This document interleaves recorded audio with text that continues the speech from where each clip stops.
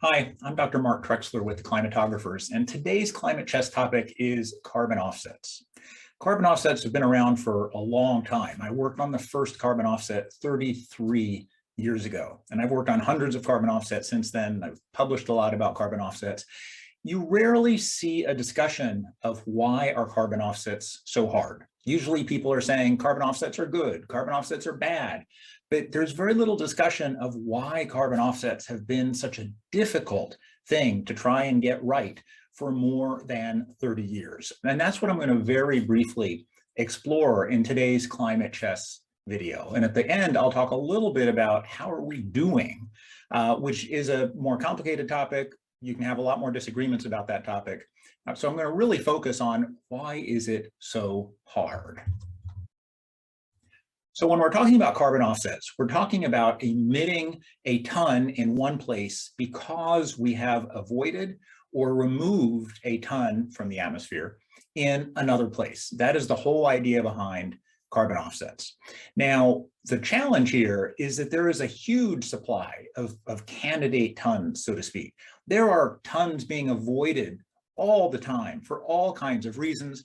There are hundreds of billions of tons being removed as part of the natural climate cycle. So there are lots of things that, at least in principle, people could try and characterize as avoided or removed for purposes of carbon offset markets. So we have to figure out a way to select out those tons, those avoided and removed tons that are legitimate carbon offsets.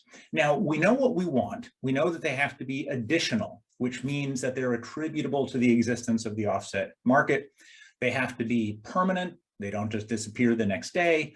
And they shouldn't leak. In other words, if you do something in one place that causes somebody else to do something somewhere else that counteracts what you're doing, the benefit of the carbon offset leaks. And so we want, those are the three key criteria for carbon offsets: additionality, permanence, and leakage.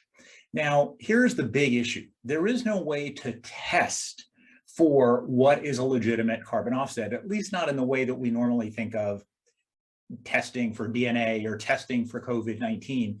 There is no way to test to figure out why something is happening. That key additionality criterion, is it happening because of the existence of the carbon offset market? And this isn't just why did it already happen, it's also would it have happened in the future but for the existence of the carbon offset market. So you pretty quickly see that there's no way to test for those things. There's not even a way to test for leakage per se, or even permanence per se. And so we're faced with a challenge of how do we select out the good offsets from the candidate offsets, the very large number of candidate offsets, and get it right enough so that the market has environmental integrity. So here's an analogy, and the analogy has to do with testing for guilt. There is no way to test, let's set aside DNA testing in recent years for a second.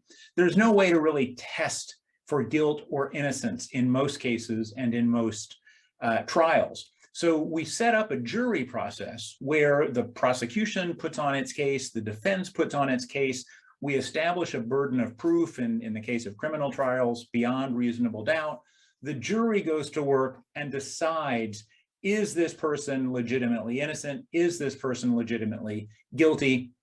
And the key point here is we know there will be mistakes and that there are actually a significant number of mistakes. Guilty people are found innocent, innocent people are found guilty, but we hope that the process tends to deliver enough of the right answer so that everybody is willing to work with that process. But the key point here is, as soon as you get away from anything like a COVID-19 test, we know that the process becomes subjective and that there will be mistakes.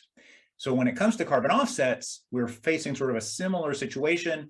When you approve an offset, you might approve an offset that shouldn't have been an offset. You might deny offset status to something that should have been an offset. The question is, how many mistakes will there be? And that's sort of the key question that takes us into sort of the final topic here of how are we doing when it comes to carbon offsets and mistakes. Well, imagine for a second a process that is set up a jury trial for determining guilt or innocence where there is no prosecutor. There's only a defense, and the defense is therefore able to tell a pretty creative story about why the defendant is innocent. And they may even be able to say all sorts of things that aren't true because there's no prosecutor to really call them on it. This is not at all unlike the process that we've set up for most carbon offset purposes, where there is no prosecution. It is the defense, the project proponent that puts on their case. They're the only ones putting on a case.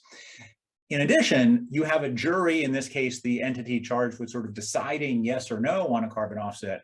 You have a jury that has a financial interest in the outcome because, you know, people want to get projects into the offset markets.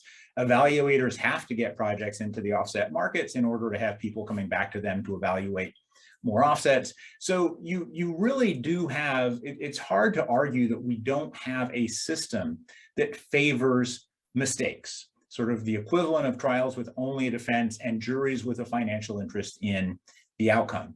Now, the real question here is how many mistakes? Some people would argue, and there are some studies out there that suggest that, you know, 50%, 60%, 80% of carbon offsets in certain situations are illegitimate carbon offsets. Other people argue, well, that's ridiculous. That can't be true. Again, a lot of people say we have tests for carbon offsets, and therefore we know that once a carbon offset is approved, it's guaranteed to be additional permanent and not have leakage. And that just isn't true, and it can't be true. So the real question is, and we don't have a great answer for it because nobody really wants to dig in and find out, is how many are wrong.